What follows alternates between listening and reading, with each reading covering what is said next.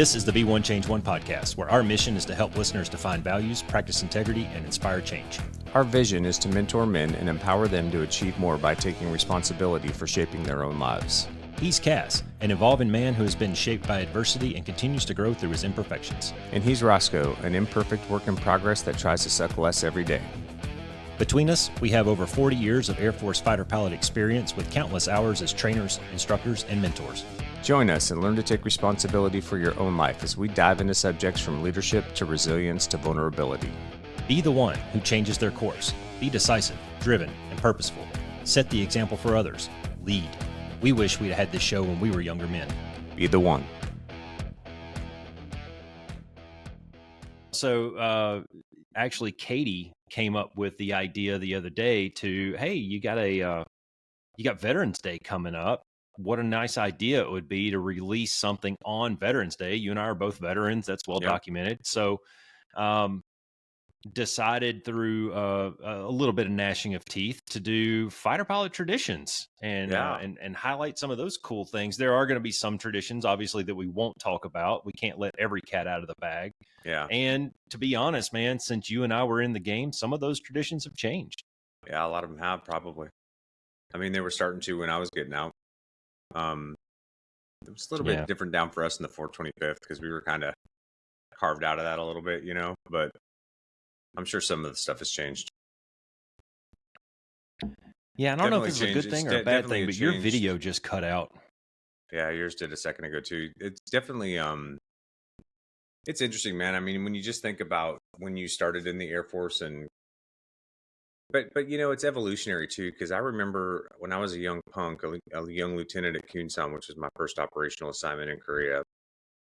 We were sitting at the O Club on a Friday night having drinks, and we were talking to the vice wing commander, who had been a punk there in F4s in the 70s. And he told us a story about them getting drunk one Friday night, like 4 or 5 of the punks, going over to command post, knocking on the door, saying they needed a key for the squadron or something, and then basically going into command post, duct taping all the airmen to their chairs, calling the wing commander and saying, "We own your command post." And that's like, they could get away with that in the 70s, right? Like if you did that now, you'd be in Leavenworth for the rest of your life. But, I think some of it's an evolution. Same guy also was flying so low one time that he clipped a power line with the tail of his F4 and he got grounded for 2 weeks. Not a tradition. Not a tradition. Nope. That's a one-off. Not a tradition. But he got grounded for 2 weeks for doing that, man. You would never fly another day in the Air Force if you did something like that now. So, I mean, I think some of those things are just a little evolutionary. The times change, man. Yeah. And when you and I were growing up in the Air Force and going through kind of our fledgling stages, and you hit a good point there, and I want to rewind to some of the things you were saying. You mentioned a word in there twice, and you said punk. So explain to us what a punk is in the world you came from. When you're a young lieutenant right out of the B course at your first operational assignment, you're in the LPA, which is the Lieutenant's Protection Association, and then you're considered a punk. Everybody calls you a punk because you're just a young pup trying to find his way still.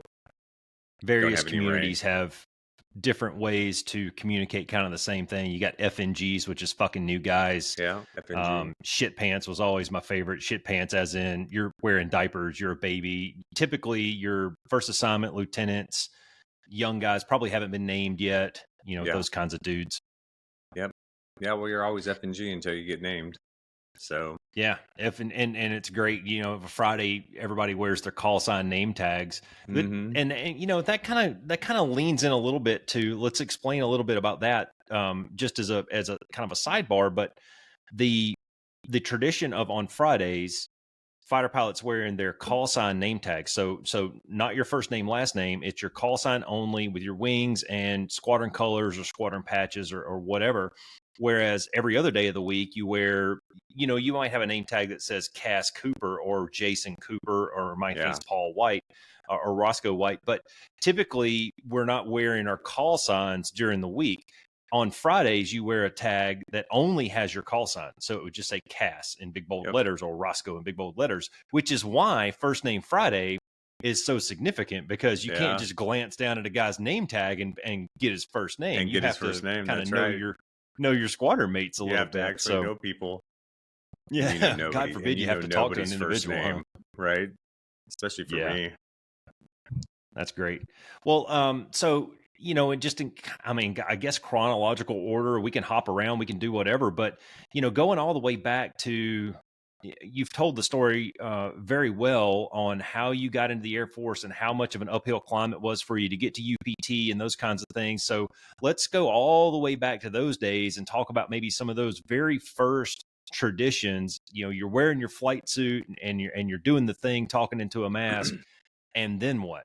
Yeah, well, it's funny, right? Because you're wearing a flight suit, and I didn't know it at pilot training, but you know, you got the, for lack of a better term, the penis pouch on a flight suit. So all the flight suits on the left leg, for the listeners out there, had a little flip over pouch that had a snap on it, and it was supposed to hold, I guess, like your, I don't know, It's your like parachute knife. your parachute knife. You know, if you're in the heavy community, I've got one in my Can-Am in the door bag. It's a switchblade, man, and it is sharp as hell. It's awesome. Yeah. But we didn't, with a G suit on, you can't have anything down there. So like one of the first things that you would always do when you get new flight suits is take those off, right? Because that was shit when you wanted to be a fighter guy. And then there's a little flap on the left side of your shoulder. You have a spot to put pens and pencils, and there's a little flap that goes over it. We'd always cut that off because you want to be able to get access to it. You don't want to be messing around with it. You don't have time for that kind of stuff. So that was one of the things, you know, but hold up. Yeah. You know, I like to tell stories. All right. So there I was. All right. We took a hop from, true fucking story. We took a hop from Pensacola up to Seymour Johnson. You know, we had all just gotten our drop. We all got Strike Eagles, and it's going to be awesome. We want to go up there and kind of meet some of the bros that we're going to see here in just a couple of months when we go to Strike Eagle training. So we take a Air Force T1 up there. There's, I don't know, 2 or 3 of us in the back end of this thing. We fly up there, and we're getting a tour of one of the FTU squadrons, the B course, the basic course squadrons that we're going to be in here in just a couple of months. And on the wall is one of those penis pouches that they had ripped off of a student just like me. They ripped it off and tacked it up to the wall in the bar and says, "Don't be a bitch. We're fighter pilots." And I was like, "Oh, this is awesome." Right. Of course, we had gotten the gouge and we had all cut ours off by then. But so don't be a bitch and wear your penis pouch. That's right.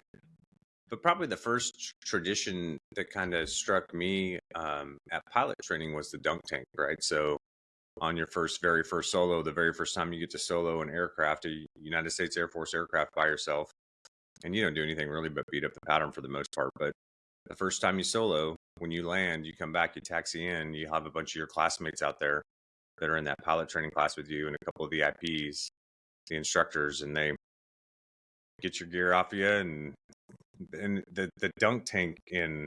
So it was like, I think I soloed in February in Wichita. So that water's nice and warm.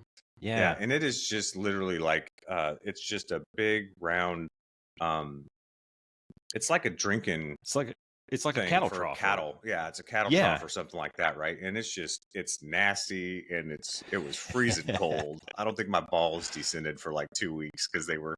How many guys are taking a piss in that thing, you think? Yeah, you know, and they grab you one on each arm, one on each leg, heave ho, and throw you right into it. So that was a pretty cool tradition for the solo. Wait a minute. Hey, Cass, is this the Air Force condoning hazing of students? Yeah, it's not really hazing. It's just it's brotherly love, man. Welcome to the brotherhood. Well, but see, those are the things that I think in a lot of ways build, esprit de corps. And it's like, you do all this work and all this prep for so long to get ready to go to pilot training, and then you start flying, and then they finally give you the keys to the car, and I think it's a cool way to just, celebrate that moment for guys. And 100%, man. And that brings up a good point, dude. I remember taxiing out. I was at Mountain Home, and I'd been there a couple of years. I mean, I had, I don't know, 500-600 hours of flying time, and I remember taxiing out, talking to this guy in the front seat, and I'm like, dude, just take a second and let's just take this in for a minute, man. Yeah. It's a benign sortie, right? It's just a training sortie. I was like, who the hell thought it was a great idea to give us the keys to an F-15? Holy, are you kidding me? Yeah, to a $40 million aircraft. Yeah. Here you go. Just, Cass, just go beat up the pattern, have fun. We're going to throw you in a cattle trough when you get back. Yeah, it was awesome, man. So that was probably the first one. And then after that, it's your dollar rides. So yeah. For the listeners, well, you want to talk about dollar rides, or you want me to? Well, yeah. So I think it's worth noting here that the two different training tracks that you and I went on had maybe some differences and stuff. Like we didn't do the dunk tank down at the Wizzo training when we got our Wizzo wings and everything, but we did do the dollar rides, and that was kind of that was the checkout ride. That was that was your first real checked out. You are done with the program, man. You're one of us now, kind of thing. And the first guy that we go up with at that point, like your first ride as one of the bros, that was the dollar ride. Yeah, and that was the same way in the F-16 RTU, but it was your first solo. So because your first couple of rides in the B course for the F-16 is in the D model, which is a 2-seater. You got the IP in the trunk, and then you got the student up front, and then you take them through. I want to say it's like maybe 4 or 5 rides of what we call TR, which is just learning how to fly the airplane and doing instruments and stuff like that. And then boom, they're on their first solo, and now they've got an IP in another jet that's chasing them, but they're by themselves in an F-16, and that was their dollar ride. And so we did a crew solo where it was so when we go to the B course, we're paired up. Pilot and Wizzos are paired up, and we would go all the way through the air-to-air phase as a pair, and then they would shuffle the deck a little bit, so you kind of got a new pairing when you got to the air-to-surface phase about halfway through or so.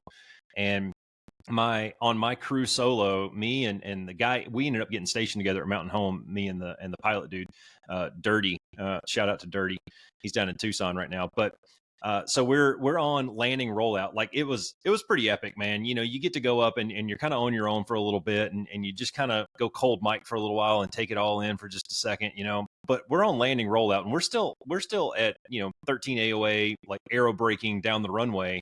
And one of the things that one of the duties that I was supposed to do was part of the shutdown, or the after landing checklist, was go to the bit page and run a very particular bit on a set of equipment. That's a built-in test, and it's just to make sure that piece of equipment is good to go, no faults, whatever that we need to report to maintenance. Well, at that time in the Strike Eagle, the way that the page was mech'd was when the button that said menu under it also said auto bit when you got to the menu. So you would push the menu, wait a second, it would go to the page, and then you would push auto bit. And what auto bit does is it bits all the everything, everything in the jet. Instead of doing just this one particular system, it did all the systems. And so Roscoe's dumbass, we're on landing rollout, still nose up, rolling out on 2 wheels. I reach up and hit menu, and nothing happened. And I went and bam, hit the button again. And right when I did it, it flipped to the page. Over. So I ran an auto bit. And so we're like on landing rollout with no systems working. The whole cockpit goes dark. And we're like, oh, shit. Okay, lesson learned. That's awesome. Yeah. So that was my dollar ride. Yeah. And then it's tradition, at least in the Viper community, it was tradition on dollar rides. You would always talk to your instructor the day before, and then they would tell you like what their favorite adult beverage was, and then you'd either get them a handle of that or a 6-pack or whatever the case was, whatever they wanted as kind of payment for taking you up on your first solo. Yeah. It's good to be an IP, huh? Yeah. Yeah. So then, so you got your dollar ride, and you're accepted as one of the bros. You're still a shit pants. You still don't know anything. FNG punk shit pants, whatever you put on it. Probably the next big one was just when you graduate pilot training, the night you get your wings.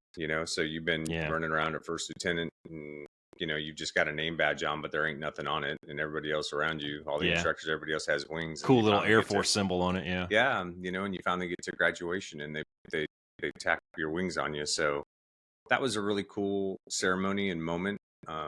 Obviously, it's a lot of work. It's a year with, for me, in that year, 10 check rides, 5 in each airframe, the T5 and the T37, and then 5 in the T38. And just constantly being evaluated and tested and stuff like that. Hey, well, let me ask you this, man. In the order of, I don't know, I guess most fulfilling and maybe rewarding goes in there, but you're a well-educated man, as am I. Got a lot of pieces of paper that said that I paid some people to get smart. And then you go through something like flight school, which I had heard some people describe that as the equivalent of getting a master's degree in about a year. Yeah. how would you rank those, getting your master's degree, going across the stage and getting your diploma for your master's degree versus getting your wings that day? Yeah, no, it's by far and above any kind of Yeah. educational certificate or degree program that I've finished in my life. Getting my master's degree was nothing compared to graduating from pilot training or graduating from Yeah. weapons school. So I concur 100%. yeah, and it was the same thing when I went to weapons school. All the WUGs, the guys that are in the weapons upgrade, you don't get to wear anything on your left shoulder the whole time you're there. You don't wear a patch on your left shoulder the Blank entire time space, you're yeah. there. So, which is just a constant reminder of what you're there striving towards. But the traditional piece that I was getting at though from pilot training is they pin those wings on you, and then that night at the bar, everybody breaks their wings. Oh, that's something we didn't do. Yeah, because at least I don't remember it because I was on another planet that night. The folklore is that, you're never supposed to fly with the wings that you actually get in pilot training, and by breaking them, those are the only pair of wings that you ever break in your life, right? So it's supposed to like kind of keep you safe, keep you out of trouble, and then those wings are never supposed to be brought back together until you pass. And then the tradition is that like when you pass, you maybe at your funeral or whatever, somebody can bring those two pieces back together and throw them in the whatever you're in, the casket or the urn or whatever, and then that's supposed to give you good luck in the next life. So I remember breaking wings. That's pretty cool, man. Do you still have yours? I do. Yep, I sure do. I still have both pieces. So yeah, well, make sure those are listed out somewhere where we can go and find them when you finally do kick the bucket, you old turd. Yeah, some guys did really cool things with theirs. Like there were a couple of wives that like had the one half made into like a bracelet that they would wear and stuff like that. It was kind of cool. So yeah, some of that's pretty cool. Yeah, man. I honestly don't remember doing anything like that. We were obviously, I went through NAS Pensacola, which, as far as assignments wise, that was a pretty awesome place to be. I was down there when Katrina hit, and I remember, it was like it was funny. Like a few weeks before Katrina, there was a hurricane that came through, and we evacuated for that. I can't remember the name of it now. Dennis, maybe? Anyways, fast forward into August that year, and Katrina hits, and we didn't evacuate for Katrina. We just sat there and we hunkered down. They didn't evacuate the base or anything. So then, like, I don't know, 5 days later or so, we get back to where we're going to go start flying. And we were in T6 phase at that point, prop plane, turboprop, prop plane, tandem seating and whatnot. So this one dude grabs me and says, "Hey man, you're up for a VFR cross country. Let's go to Lake Charles." Okay. Dude, Lake Charles was underwater. Bro. Yeah, go see the damage. So anyways, we made sure we had enough gas and everything. We just wanted to go cruise the coast at like 1,000 feet and see what was up. Yeah. And flying from Pensacola to just west of like Baton Rouge, New Orleans area, down to kind of the swamps of Louisiana, and then coming back, man, it was like, I tell everybody, I said, it was like, for as far as you could see, it was like God just took his hand and did that. And just trees were wiped out. It was freaking crazy, man. When I was on pilot training, there was an F5 tornado that hit Oklahoma City or just south of Oklahoma City. And I was in instrument phase in T-38s, and we went up to, what is it, Lawton Airfield? We went up somewhere over there, and we're doing instruments, and you could just like see the path of the tornado, because it was you could literally tell exactly where it had gone, because you could just see the fucking line of devastation that it left as it rolled through the countryside. Yeah, it was pretty crazy. For the dudes and ladies that are listening that don't, you very rarely get that perspective. If you fly, Southwest or whatever, you can look out the window occasionally, but that's something that I think that we took for granted a lot, was just having that different perspective of, the goings on and the rat race of traffic in Phoenix. But when you took off and headed south, man, it was like, they're just little dots on the ground, and it definitely gives you a different way to approach life in general, I think. Yeah, well, everything gets smaller the higher you get, that's for sure, right? Like you see that a lot of the things you may be going through aren't probably too different than what a bunch of people on the ground are probably going through, especially as you cross states and towns and all that stuff. So, and you get up, you get up towards, you get up to some of those like greater than 50K or so, and you can start to see the curvature of the earth, Curvature of and the earth. Yep. kind of the dark side of the blue on the other end, and it just, I Yeah. don't know, man, it makes you think how insignificant we really are sometimes. Yeah. One tradition I forgot was too at pilot training was when you finally go above the mock and you get your little mock certificate or whatever. Which for Oh anybody yay, out I there got a that's mock listening, certificate. like it's so You anticlimactic. don't even Like realize it. It's you don't a even. number in the HUD Yeah, changes. you go over the mock. Nothing changes in the aircraft. Nothing. I mean, it gets a little sluggish at times if you get fast enough. But like, no kidding. All that happens is the altimeter does a little boom, boom when you go above Blink. the mock, and that's about it. And Yeah. you're like, really? This is it?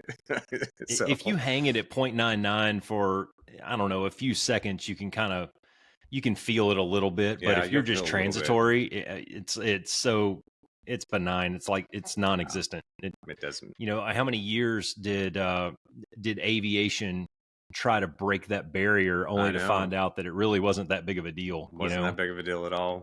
Yeah. So And now we got Maverick going Mach 10. I mean, and ejecting and surviving showing up and somehow. getting a drink of water at a diner in the middle of Vegas somewhere, or Yeah, that's Nellis. So awesome.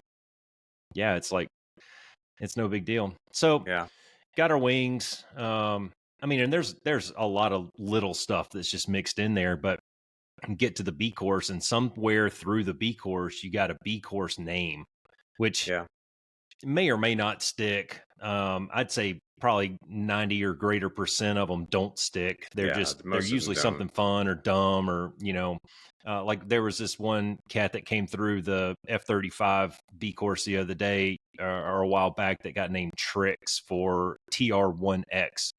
This person busted their very first ride, which is literally just, if you can take off and put the gear up, put the gear back down, and land, you're going to pass, You're gonna right? pass. Well, Yeah, somehow this person did not do those things, I guess, up to a certain standard. So that's funny. TR-1X, she got named That's Trix. good. Anyways, so B course namings are a lot of fun, and there's a lot of tradition. And the one thing I'll say about the naming ceremony, we can't give specifics away, but I'd say they're community specific, and then everyone that I'd ever been to was squadrons had their own like Yeah, every ways and squadron their kind own of has traditions, and it's a lot the same, but they have their own way of kind of going about it to a certain extent.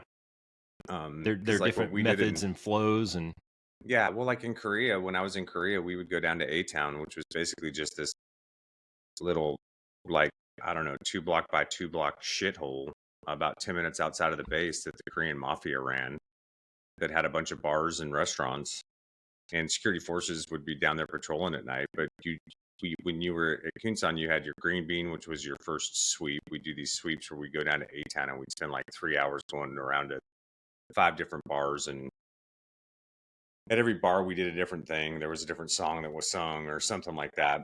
But you have your green bean, you have your naming sweep, which is where you actually get named, and then you had your brown bean, which was your last sweep before you rotated back to the States or to your next assignment. So that's very different than it was, at other squadrons, obviously, because you don't have that same flexibility necessarily when everybody's well, I remote mean, and like that's that. unique to that area. But Yeah. every time we went to Vegas, and if we were going to do a naming in Vegas, there was always going to be a scavenger hunt attached to that. And by scavenger hunt, I mean it's like it's events like go participate in a wedding at an Elvis chapel.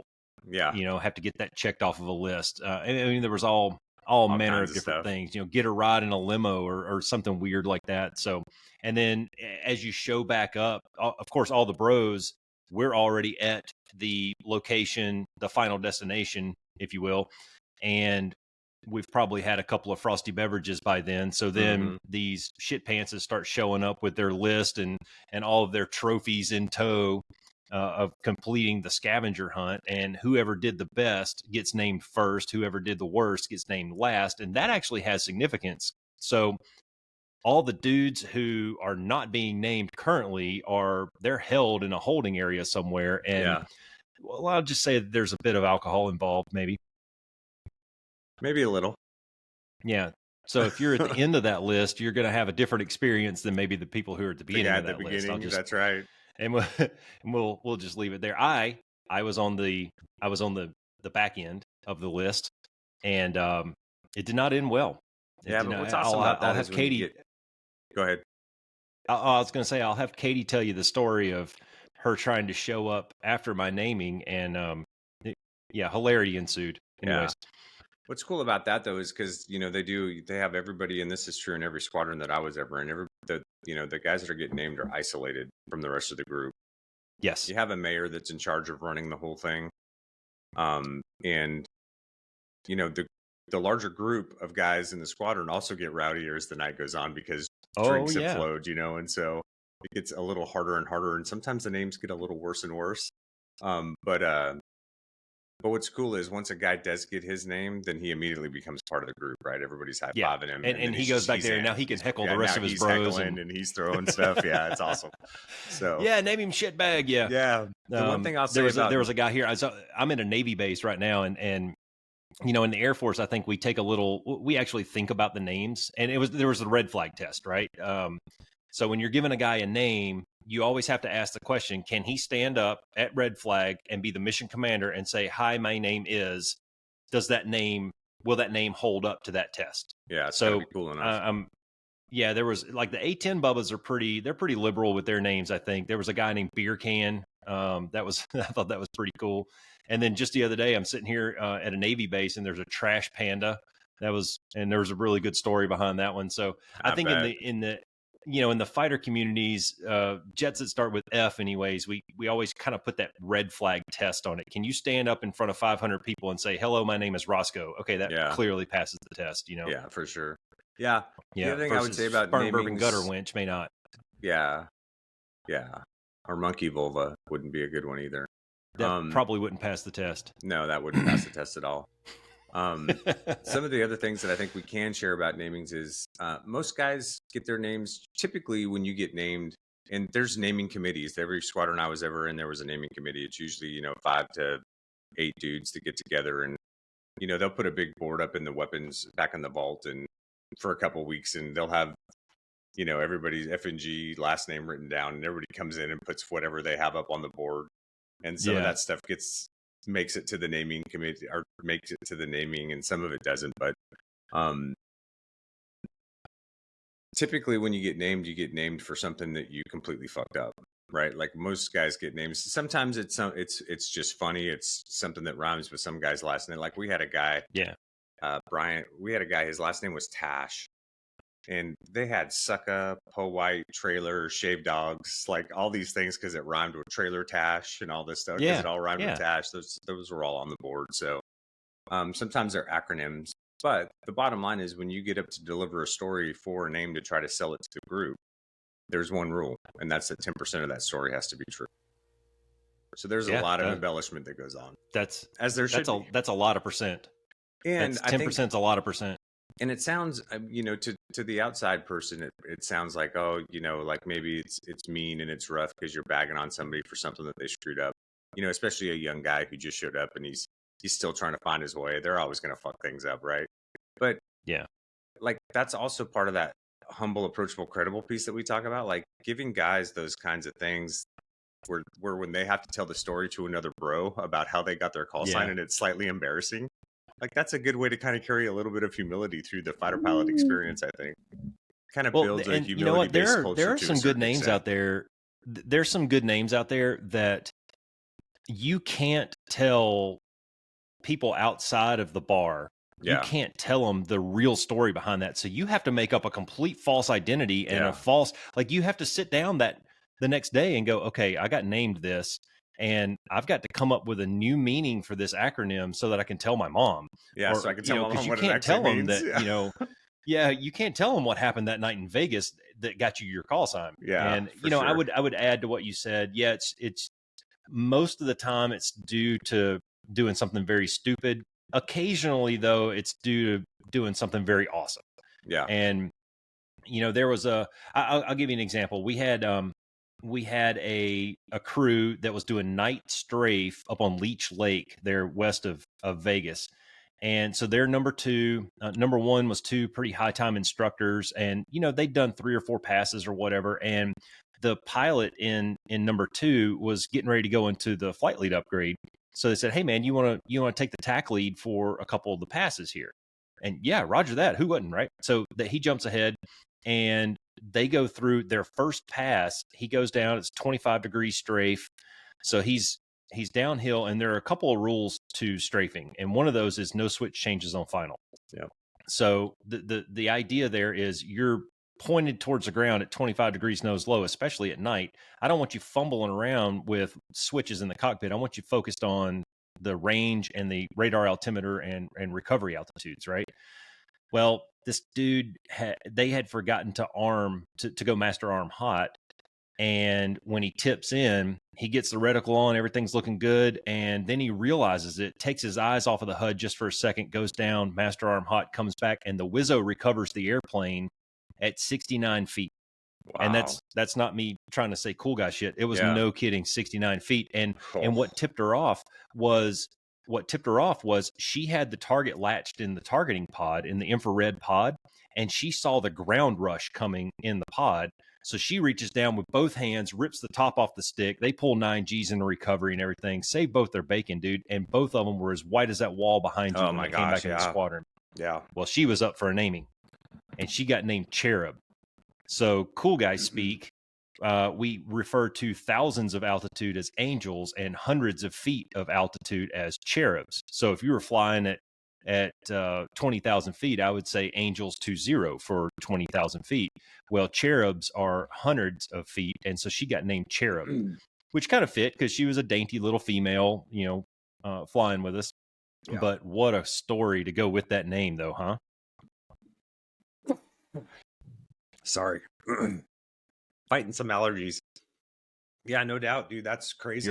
You're allergic to California. You can go ahead and say it. I'll tell you, the scariest strafe I ever did was on the Nellis Range. It was at weapons school. And I'm verklempt. No, hold on a second. You need to take a timeout? No, it's okay. Maybe. CAS is actively dying right in front of us, guys. In front of you. Go find those wings. I was at weapons school. It was CAS phase. It was a night sortie, low loom, so no moon illumination at all. And there is no cultural lighting on that range. And I'm rolling in to do high angle strafe, 30-degree high angle strafe, 500-foot recovery altitude. And I have a JTAC that's lazing. So he's got an IR pointer that he's pointing on the side of something. I can't even see what it is. So I just set up my base position. I roll down the chute. Did you ever get black hole effect at night in a strike eagle? Yeah. I'm down the chute. Yep.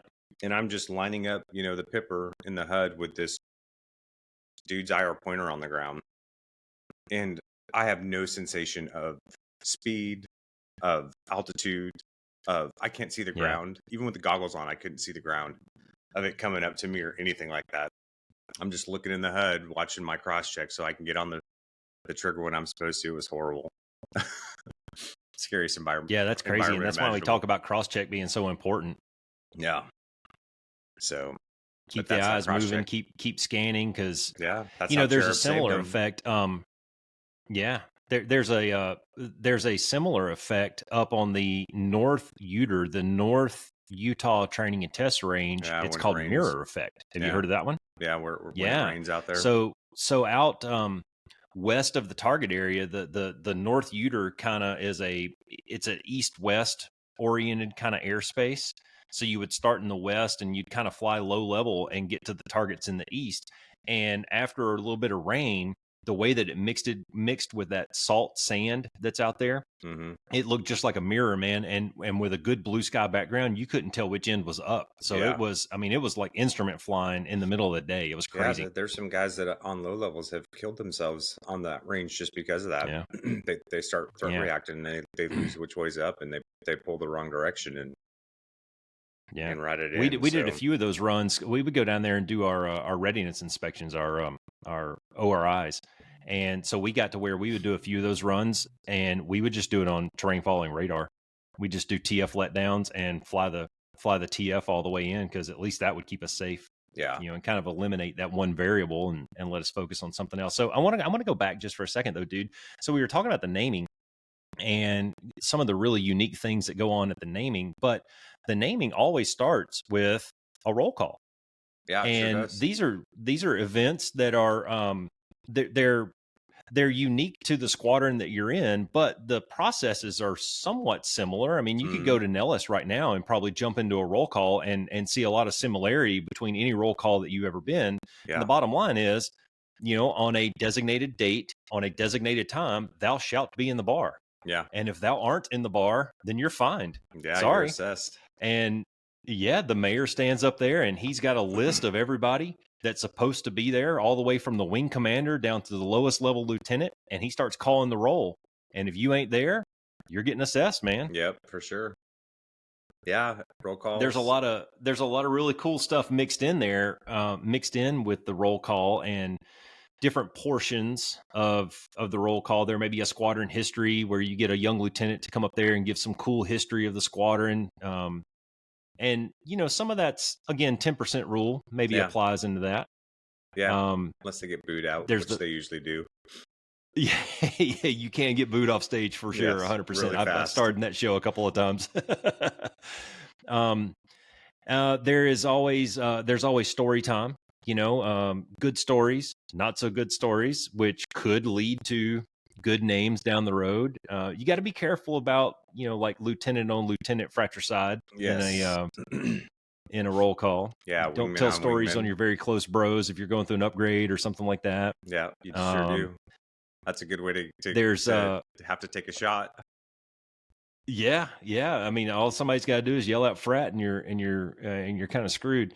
And then there's the fighter pilot song portion of it, where we all kind of get together around, the song of the day or whatever, and somebody, the choir director, will get up there and kind of lead the squadron through the song, and hopefully it's a song that everybody knows. I have seen it where the guy up there, the maestro, if you will, is the only one who knows what the song is, and it's still entertaining because well, he puts on a good show, so you're just there to laugh and have fun. And Instant Justice was always a favorite. That's awesome. Where you got to you get to kind of pick on the different base agencies, or throw the wing commander under the bus for not driving his placard on or something, something weird. Yep. So those were always a good time. Roll calls are always fun. Good. Roll calls were fun.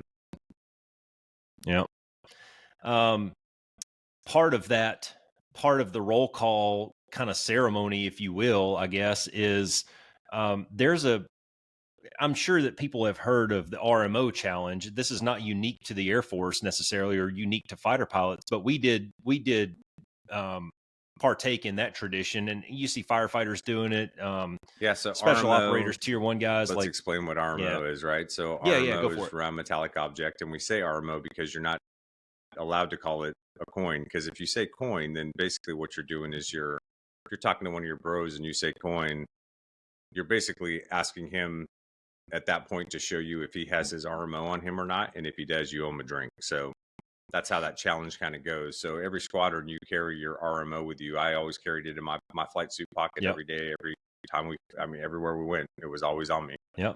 So if I had it in my left breast pocket at all times. Yep. In fact, when I went up, when we did 4-letter F words, we were telling the story of my really good bro that took his life, and I went up to Iowa to his funeral, and it was kind of like a mini roll call. I mean, we had, there was probably 15 dudes there around, and at some point in the night, you hear this tapping.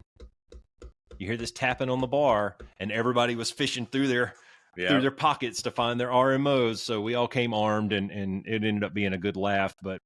But yeah, so the deal behind it, and again, this isn't necessarily Air Force specific, but if I challenge you, if I sit there and I tap my RMO, or if I ask you if you have yours and I present mine, if you don't have yours, then you owe a round of beers. Yep. Or a round of drinks. Yeah, you gotta if you do have yours, then I owe the round. That's right. So cautiously challenge someone. Yeah, you have to be careful with the RMO. You have to be smart with it. And along the lines of things you can and can't say, you said RMO. We don't use the word coin. We use the word RMO. What are some other examples of things that fighter pilots just don't say or do say? Well, we say container. Because you're not allowed to say box. Can't say box. And you say cranium, because you can't say head. Head? Who said head? I'll take some of that.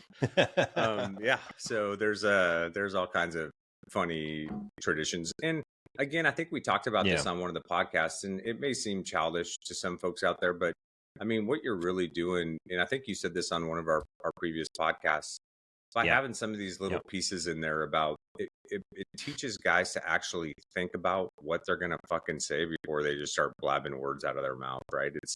It puts you in this That's right. heightened sense of, you know, awareness and just paying attention. It's the attention to detail piece. It's a Yeah. fun cultural way to reinforce that importance of attention to detail in everything you're doing Yeah, all it the is. You time.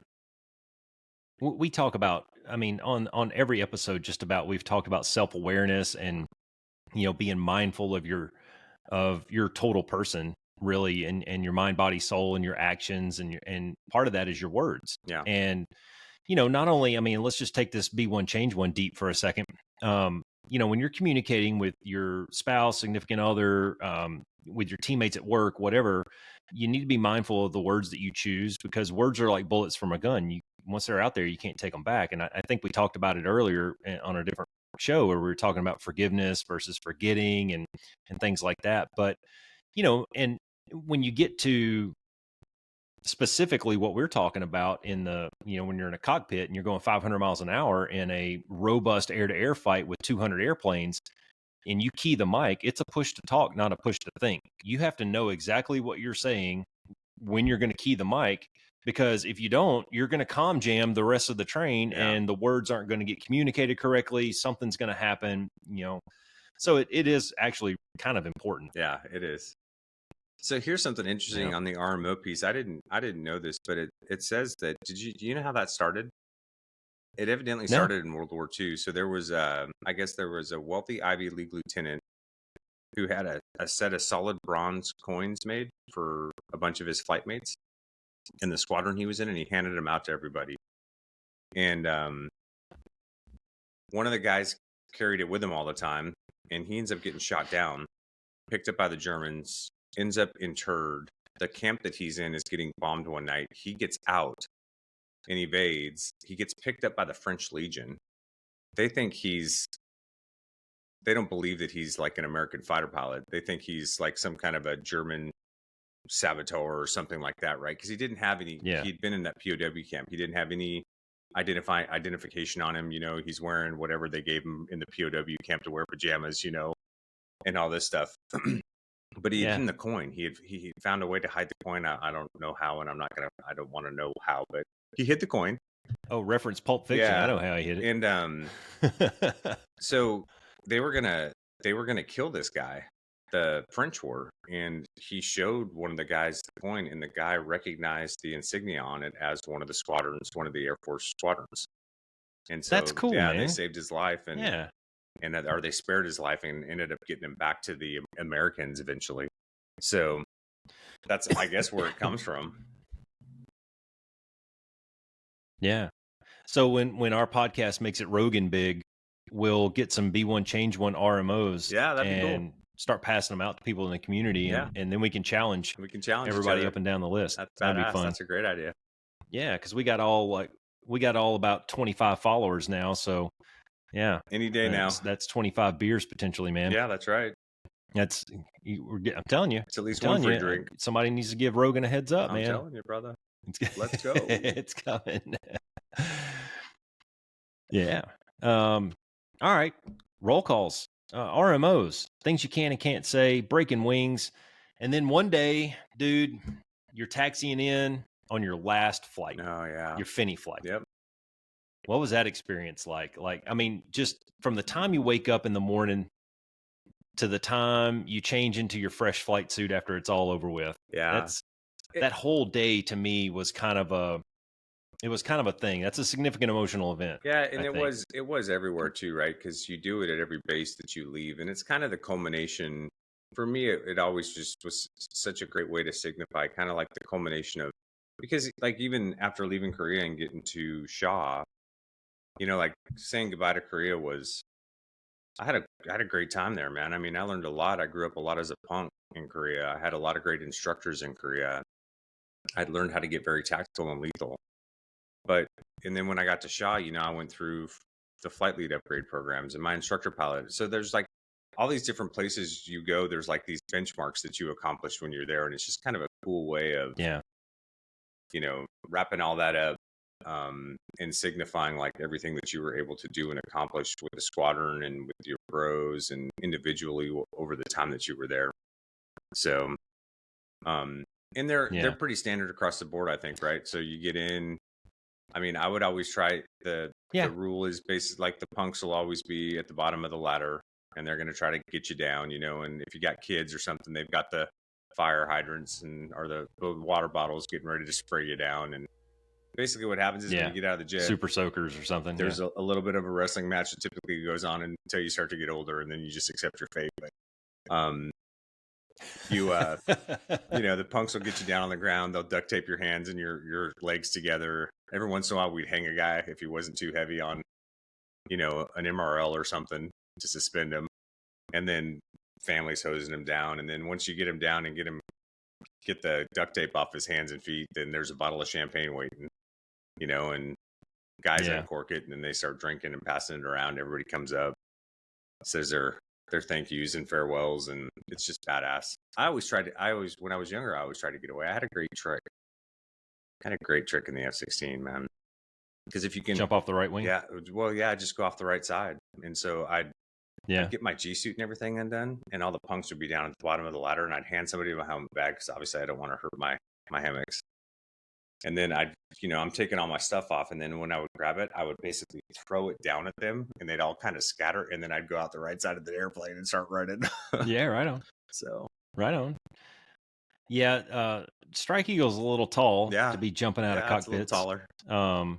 A little tall to be jumping off of wings, but you could shimmy down if we had wing tanks on. You could shimmy down the wing tank and kind of get away that way, but at risk of broken limb, like for real. Yeah. And then I think as we got older, I mean, I retired. I was over 40 when I retired. Not a lot of duct tape, not a lot of wrestling going on there. It was get hosed down by the fire hydrants. My wife poured a bottle of freezing cold champagne over my head, and then the game begins. Okay, now I'm going to chase you all down and give you this great big hug. Now that I'm soaking wet and covered in champagne, you are too. Everybody in the squadron smells like champagne for the rest of the day. Yeah, exactly. Yeah. So. Yep. So, kind of just some unwritten rules is always have a fresh flight suit in your locker, just in case. Yep. But yeah, that Finney flight, man, I remember. You go through the various squadrons as you're transitioning through your career and whatnot. But that last one, like, after today, you're never going to put that G suit on again. Mm-hmm. You're never going to put that helmet on again. And so that whole day was had a little bit of a cloud over it. Yeah, for sure. And you kind of spend a lot of time, like in the briefing. I remember from mine, when we all sat down to brief it up, it was, you just sit down and tell stories, man. Yeah. You kind of reminisce. You get through the required portions of the brief to make us quote unquote legal to fly, but it was really just reminiscing and bringing back some of those memories and telling stories and just really trying to relive and recreate some of those moments. Yeah, it goes by so fast, man. Yeah, it's a very surreal day. The last one, that's for sure. Yeah, it's that was challenging. Yeah. But you know what? There's a lesson to be had there, man. And while you and I got to live some of that firsthand, maybe a lot of our listeners either aren't there yet or they've chosen a different path in life, and that's fine. But if I had a message to send to them, I would say that, man, enjoy the little moments, man. And I was reading this book a while back by John Huntsman, and I circled this quote in there, and it says, "You only have a moment to enjoy this moment." Yeah. And God darn, it took me a long time to be able to just slow down and enjoy where your feet are, man. Yeah. Be where you're planted. It did me too, man. I mean, that's, if I have a regret at all, it's that, especially when I was younger and just coming up in the Air Force, that I didn't recognize that. I was always so future focused. Yeah. I was always so focused on, what do I need to be doing to get better? What do I need to do to execute better? Getting in the vault, or what's the next upgrade I got to tackle? Like, I was always so future focused that I had a really hard time just enjoying being in the moment of some of those things. And I wish I would have had more self-awareness around that back then. It's hard to tell a young person, though, who's leaning so far forward, because you're trying to make a name for yourself. You're trying to create your reputation. You're trying to create your own path and write your own narrative. And it's so difficult to just, I mean, I have to do it with my kids every now and then. It's just like, dude, just slow down, man. These are opportunities that you'll never, ever get to recreate. You can't recreate some of these moments. And once it's gone, man, it's just a memory. That's right. So take a second. Yeah, you do. Let that soak in, man. As you're taxiing in for that last flight, taxi a little slower and look around and really just, really savor the smell of the mask and, the different sensations that you're having. Cause I was coaching a football game one time, and it was a championship game, and we were going to win the game. Like, I think there's like 2 minutes left or something, and we're up 32-12. We're going to win.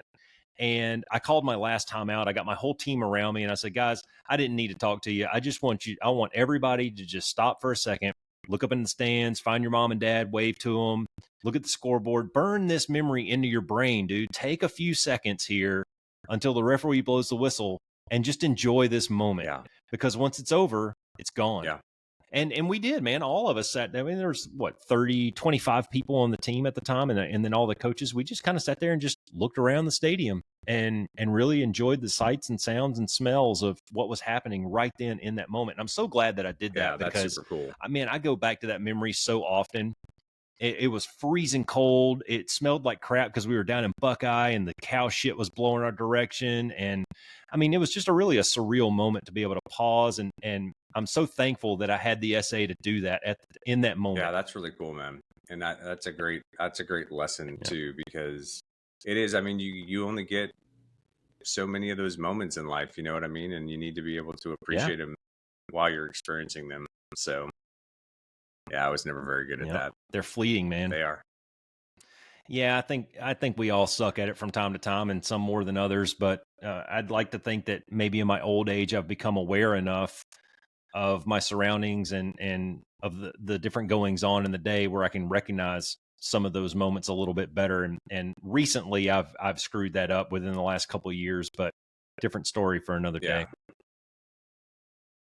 Well, what else you got, brother? You got any other big traditions you want to talk about, man? I mean, we could go on and on, man, but there's, dining ins and dining outs and grogs and all that stuff but we can do that another time. Yeah, sure. I really want to get down into my pet peeves of flying commercial airlines. Oh yeah, let's do that at some point too, but not my traditions, but definitely got my blood pressure up the other day. So I've got a list going. Katie suggested that maybe we do that for one of our First Name Fridays. We put it out there and get a list from people on, what are your pet peeves of just being out in society? Yeah. Like, as I'm talking to Katie about this afternoon, I'm walking out of the Walmart, and there's a gaggle of ladies walking in the exit of the Walmart. And I'm like, really? It's like when the elevator doors open and everybody tries to bum rush into the elevator before people come out of the elevator. I love that. Come on, I see guys, that all the time. Let's have a little civility about us. Flying. There are rules to life. Yeah, I get back into Phoenix and the SkyTrain pulls up and it's full of people trying to get off to the terminal, and people just go trying to get in and get on right through all the people. And it's like, can you just put it on pause for like 20 seconds and let him get out? It'd go much easier if we did that. Well, I'm not a small guy. I mean, I'm not huge or anything, but I'm not a small guy, and I will chicken wing and make myself as big and blown up as I can, and I will make it very painful for those people trying to wiggle their way on before I get off. Motherfucker, I have the right of way. Yeah, you do. Here, I agree with you. Anyways, that'll be a fun discussion at some point, because we all have them, and everybody's going to have a little bit of an individual take on some of those things. That'll be a fun discussion. We should get the wives together and do that. That'd be a fun one to have them. Yeah. All right. I got no other traditions I wanted to talk about, that's man. It for me. Parting shots. Be the one. Be the change.